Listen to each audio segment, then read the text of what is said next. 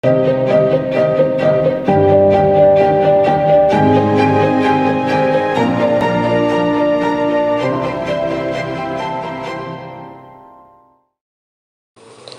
mahasiswa online, ketemu lagi dengan saya Pak Danang di channel Kuliah Pak Danang.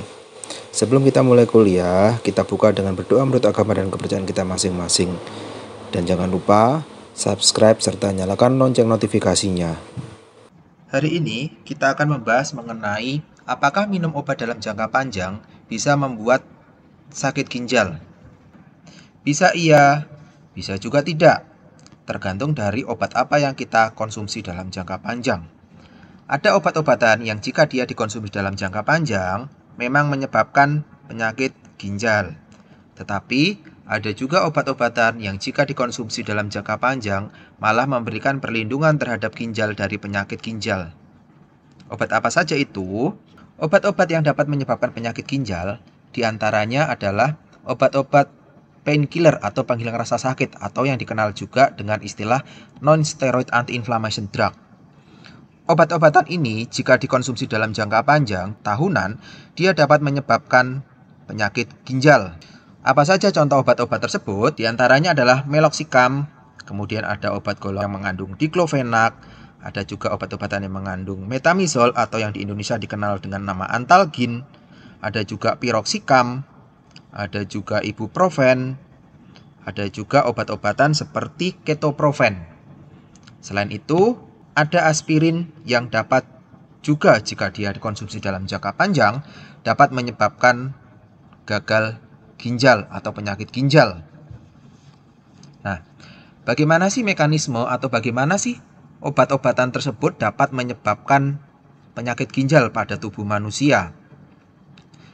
Di dalam tubuh manusia terdapat suatu senyawa atau suatu bahan yang dikenal sebagai asam arakidonat. Nah, arakidonat ini akan berubah menjadi prostaglandin dengan bantuan enzim-enzim siklooksigenase. Enzim siklooksigenase ini ada dua jenisnya, yaitu siklooksigenase 1 dan siklooksigenase 2. Ya, di mana obat-obat painkiller atau obat-obat penghilang rasa sakit atau NSAID dia akan menghambat siklooksigenase 1 maupun siklooksigenase 2. Yang digambar di sini dia dilambangkan dengan istilah COX1 dan COX2. Prostaglandin sendiri dia memiliki berbagai macam subtipe atau berbagai macam jenis yang diantaranya ada prostaglandin D2, prostaglandin E2, prostaglandin F2 alfa, prostaglandin I2, prostaglandin G2, prostaglandin H2, prostaglandin A1, prostaglandin E2, prostaglandin E1, dan prostaglandin E2. Prostaglandin tersebut dia memiliki fungsinya masing-masing di dalam tubuh. Seperti prostaglandin D2, E2, F2 alfa, dan prostaglandin I2, dia berperan dalam proses inflamasi. Prostaglandin H2, prostaglandin G2, dia berperan dalam proses homeostasis. Dan juga prostaglandin A1, prostaglandin E2, dan prostaglandin E1, dia berperan dalam proses perlindungan lapisan yang ada di dalam lambung.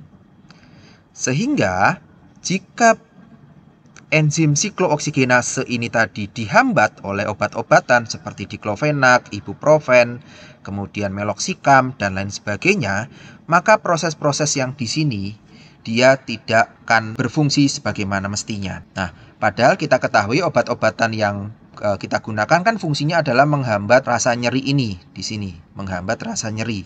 Nah, hanya ini saja yang kita butuhkan untuk menghilangkan rasa nyeri, misalkan akibat jatuh dari kendaraan, kemudian luka operasi, dan lain sebagainya. Akan tetapi, dengan penghambatan siklooksigenase ini tadi dihambat, maka proses homeostasis yang alami terjadi di dalam tubuh itu juga akan terhambat. Selain itu juga, proses perlindungan mukosa lambung atau lapisan yang pelindung yang ada di dalam lambung ini juga akan terhambat. Selain itu juga prostaglandin ini memiliki perannya masing-masing di dalam tubuh dan juga memiliki tempat masing-masing yang ada di dalam tubuh. Nah, seperti ini. Nah, siklooksigenase 1 dia berperan terhadap perlindungan mukosa lambung. Kemudian juga akan berfungsi terhadap agregasi atau pembekuan darah. Kemudian aliran darah ini juga diperantarai oleh diperantarai oleh siklooksigenase 1. Kemudian siklooksigenase 2 dia memerantarai proses inflamasi dan juga nyeri di dalam tubuh.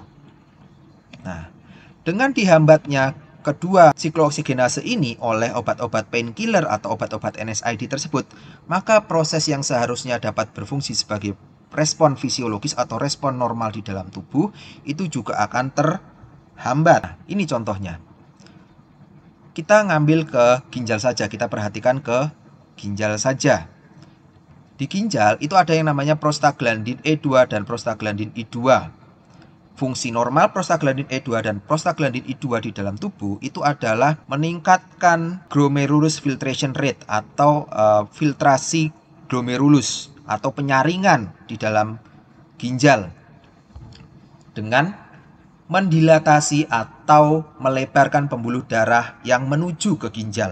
Kemudian, selain itu, prostaglandin E2 dan prostaglandin I2 juga berperan dalam proses ekskresi atau pengeluaran natrium dan air dari dalam tubuh. Sehingga, jika